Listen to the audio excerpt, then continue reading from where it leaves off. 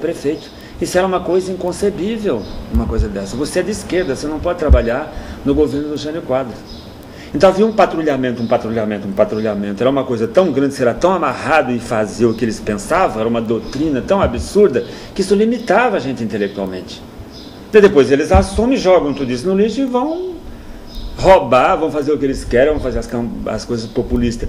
Eu acho que isso criou um espaço de liberdade, a gente ser crítico em relação à ditadura, só que também ser crítico em relação a essa gente também.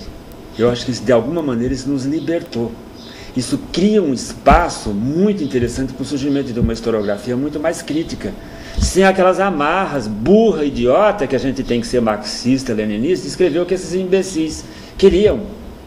Não é? Quer dizer, várias questões eles não pensaram e não contribuíram, como a questão das minorias, a questão da ecologia e um monte de outras coisas que eles abandonaram. E a gente botava tudo no mesmo cesto. Não, é a esquerda que vai salvar. Porra nenhuma, merda nenhuma. Eles tinham um projeto, era de poder. Então acho que hoje a gente vive uma situação de muito mais liberdade. Hoje eu ando com quem eu quero, ninguém vai dizer para mim, olha, você está conversando com um cara de direita ou de esquerda. Hoje, Cecília, eu voto em quem eu quero. Hoje eu voto em quem eu quero. Eu não saio de casa aqui com o papel do PT embaixo do braço, eu tenho que votar porque eu sou do partido. Hoje eu voto em quem eu quero. Hoje eu sou muito mais livre. Eu acho que a gente, de alguma maneira, ajudou, construiu isso. Então, eu acho que hoje esse espaço para uma nova historiografia, que eu acho que não começou agora, eu acho que se criou alguns espaços muito mais interessantes nas academias. O que você faz hoje, o que você está fazendo hoje, se você tivesse com a sua cabeça travada dentro da ideologia, eu não tenho nenhuma dúvida que seu trabalho teria um resultado previsível. Mas hoje, depois de toda essa história do PD ter assumido o poder e tudo mais, da gente ter um distanciamento, eu acho que a gente faz uma análise hoje muito mais correta e muito mais próxima da realidade. A gente pode olhar essas contradições que a gente não via antes. Então não me desanima quando eu vejo, mas eles estão aí, olha, não se produz nada, não se faz mais nada.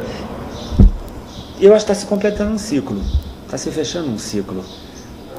O ciclo deles está se completando. Eu tenho esperança, sim, de surgimento de novas pessoas fazendo pesquisa de uma maneira muito mais livre, muito mais independente, com muito mais autonomia e com muito mais capacidade intelectual. O que a gente viveu foi um grande laboratório.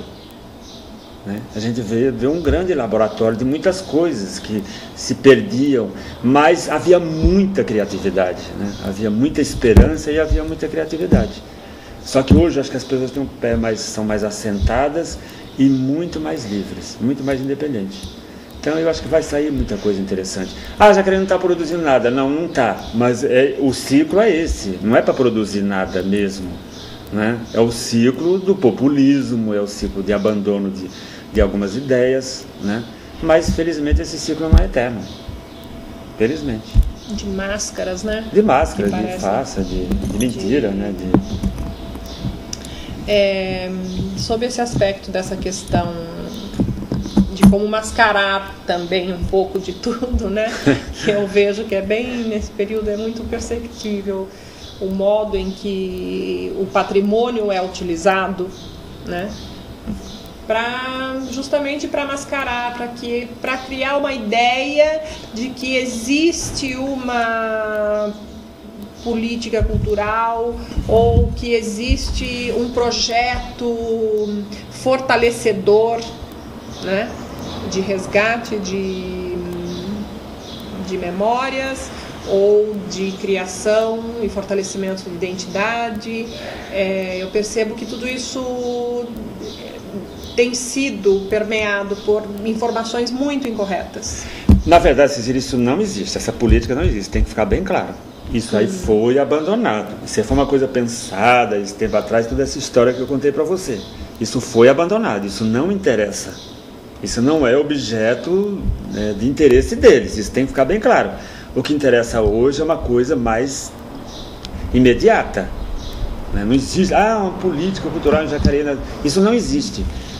O que tem então, hoje... Mas para manutenção de um patrimônio, né? Você mesmo falou, eu já tinha conhecimento, você mesmo pelo levantamento que eu fiz, e você mesmo falou a respeito de que Jacareí possui um imenso patrimônio, um acervo arqueológico. Tem o acervo arqueológico, acervo cultural importante. Em entrevista com uma pessoa da esfera do poder na área de cultura, me foi relatado que a Fundação Cultural de Jacareí hoje pode receber, através do núcleo arqueológico,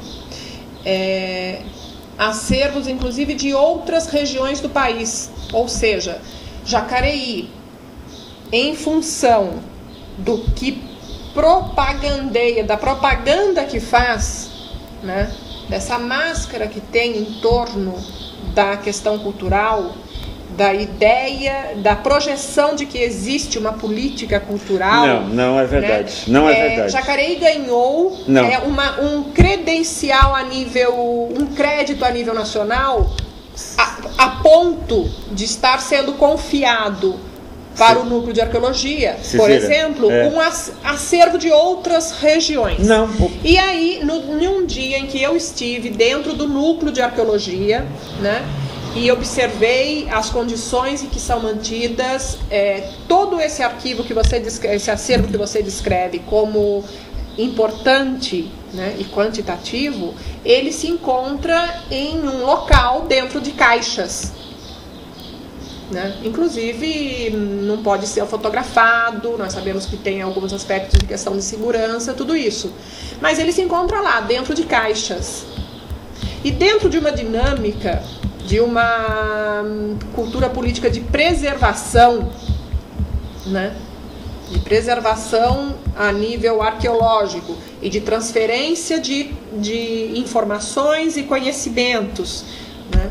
Na busca dessa identidade cultural que essa população no Vale do Paraíba poderia vir a criar com esse acervo arqueológico que existia ali, a gente percebe que fica impossibilitada essa via. Não existe a via da dinâmica da democratização da informação a nível especialístico mesmo de arqueologia, porque as coisas estão guardadas dentro da caixa. Então eu pergunto, como pode, né, uma estrutura de poder criar essa pseudo-credibilidade, porque não é uma credibilidade real.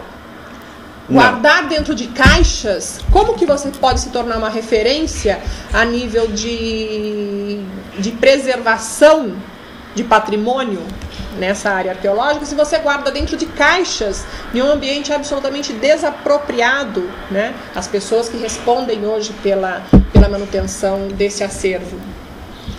E isso é dito como se fosse a verdade. Então eu pergunto, como que pode ser, como fica essa questão dessa máscara, dessas falsas informações que nós estamos absorvendo hoje? Olha, Cecília, eu tenho dó do Wagner, que é arqueólogo, trabalha lá, porque o Wagner, de certo modo, aqui em Jacareí é uma cria minha, né?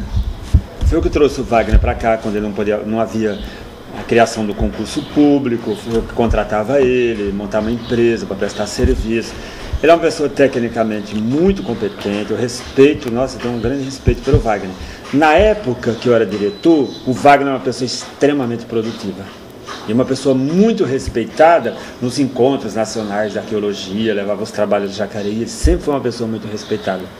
Agora, ele vive uma situação que eu entendo muito difícil ali dentro. Com a capacidade intelectual que eu sei que ele tem, quer dizer, conviver com pessoas, por exemplo, que enterraram essa questão de patrimônio cultural. Eu já disse de maneira bem clara. Eles enterraram realmente, ele acabou. Isso aí não existe. Isso aí é fazer show, é um modelo populista. É show, coisas imediatas, né? Quer dizer, não tem nada de científico, de pensar política, de patrimônio cultural. Isso é bobagem, isso não existe mesmo. Isso não está na cartilha deles. E aí você pega uma pessoa com uma formação intelectual dessa, né? Quer dizer, que foi jogada no canto. Ele está lá como diretor porque ele tem as influências políticas dele, da Ângela Guadagnini em São José, que mantiveram ele lá como diretor. Agora, eu acho que deve ser muita angústia.